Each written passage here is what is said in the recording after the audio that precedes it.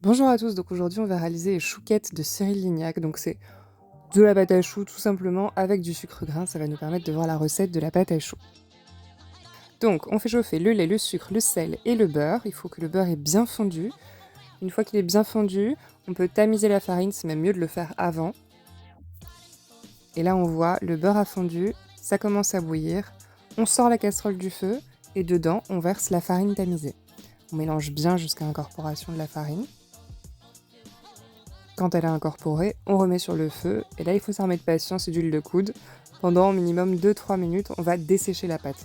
Quand la pâte forme une boule et se décolle bien, on peut arrêter la cuisson, on la met dans le batteur, on laisse tourner un petit peu pour que la pâte refroidisse, on bat les œufs en parallèle et on va pouvoir verser les œufs progressivement dans la pâte jusqu'à l'obtention d'une texture que vous allez voir. On va tracer un trait dans la pâte avec une maryse.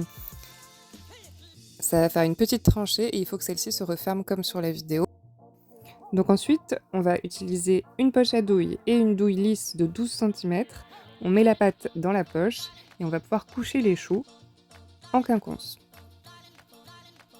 Donc pour la première fournée, j'ai trop serré mes choux, ça se voit, parce qu'ils vont gonfler et en fait ils vont un peu se toucher à la cuisson et du coup c'était pas idéal.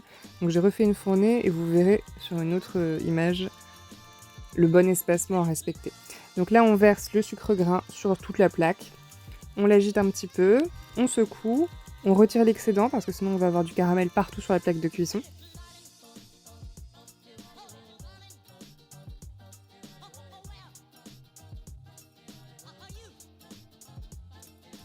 Vous voyez là sur la première plaque, on voit que les chouquettes se collent déjà avant cuisson, elles vont gonfler et donc forcément elles vont se toucher et c'est pas ce qu'on veut.